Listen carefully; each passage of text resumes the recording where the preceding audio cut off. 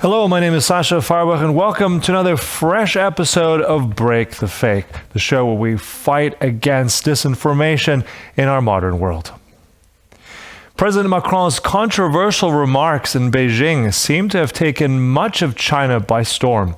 Unfortunately, they also seem to have prompted some copycats to follow in his footsteps. Logical thinking does not seem to be a strong suit of this particular crowd.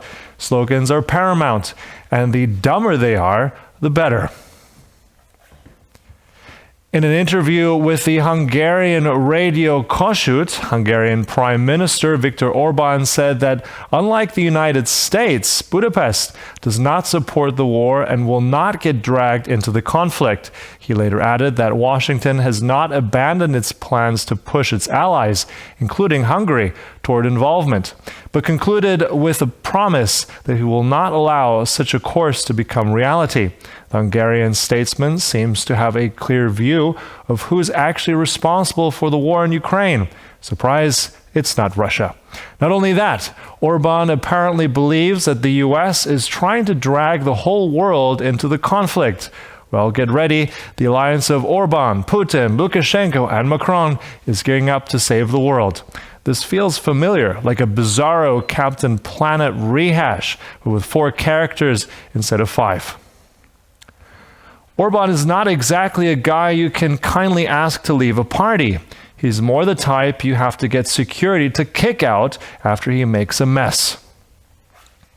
The Hungarian Prime Minister spent the past years sowing division in the EU, blocking new sanctions packages against Moscow, and has even held up ratifying Sweden's NATO membership bid. And now he's accusing the US of actually encouraging the war. It's long past the time he should be shown the door and asked to share the table with his despot friends. Let's take a listen now to the latest messaging in Russian propaganda, and you'll realize that Orbán is simply amplifying Kremlin talking points. Давайте коротко, вот вопрос-ответ. Будет контрнаступление Украины достаточно массированное? Будет. Возможен с их стороны тактический успех? Возможен. Возможен стратегический успех? Категорически нет, потому что оно с точки зрения военной бессмысленно. Политический резон в этом есть? Есть. Когда оно начнется? Когда кончится терпение у Вашингтона? Никакого отношения ни украинские генералы, ни Банковой не имеют к этому отношения. Их заставляют идти в это наступление по одной простой причине. Соединенным Штатам нужно сделать апгрейд этого кейса. И сегодня получить результат сегодня. Ему можно, он же не госчиновник. Получить результат сегодня. Либо Украина проиграла, либо не проиграла. Им в выборы входить нельзя с такой миной замедленного действия. Anton Krasovsky will go down in history as the only propagandist that successfully managed to sicken all of his fellow Kremlin mouthpieces. In an interesting twist, after praising the idea of drowning Ukrainian children during one of this TV appearances, he was promptly taken off the air and kept under wraps. But before the world finally forgot about him, he decided to make his final stand after the revolting footage of Russians beheading a Ukrainian serviceman surfaced online. Krasovsky finally snapped like a werewolf, seeing the full moon, and launched into his latest depraved rant. Check it out.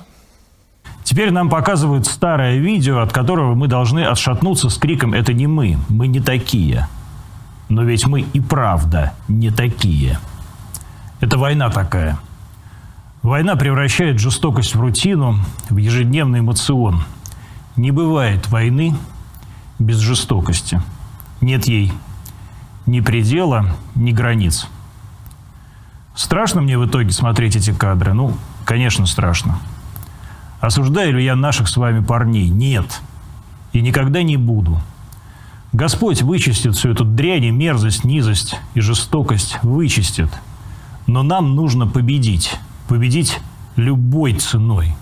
Чтобы выжить, чтобы сохраниться. In most countries, an individual so vile would long be remanded to an institution for the criminally insane.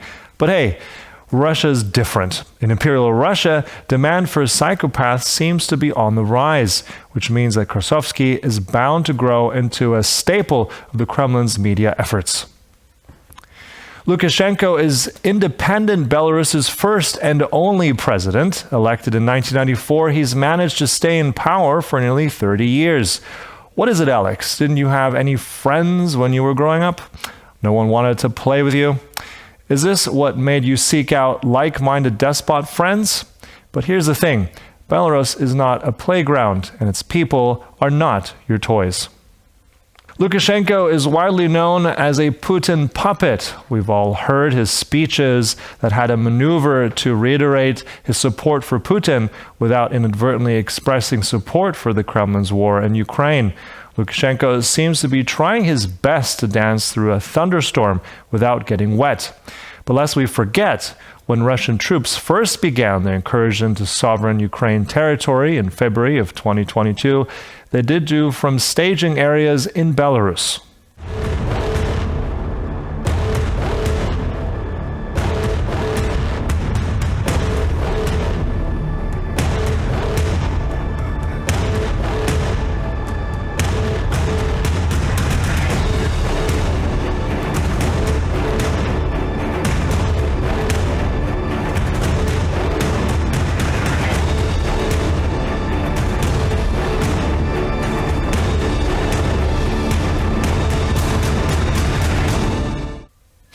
All throughout last year, Ukraine has found itself the target of recurring air raids and missile strikes, launched not only from Russia or ships in the Black Sea, but also from airfields and sites in Belarus.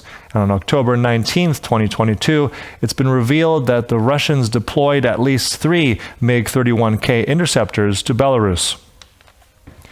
And now for our favorite. How did Lukashenko justify his criminal actions and his nearly unfettered support for Russia's war against Ukraine?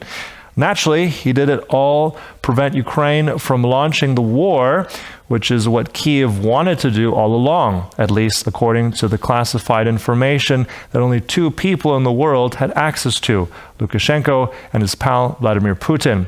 Or maybe the 2 of them have just grown delusional in their sundown years. Who knows?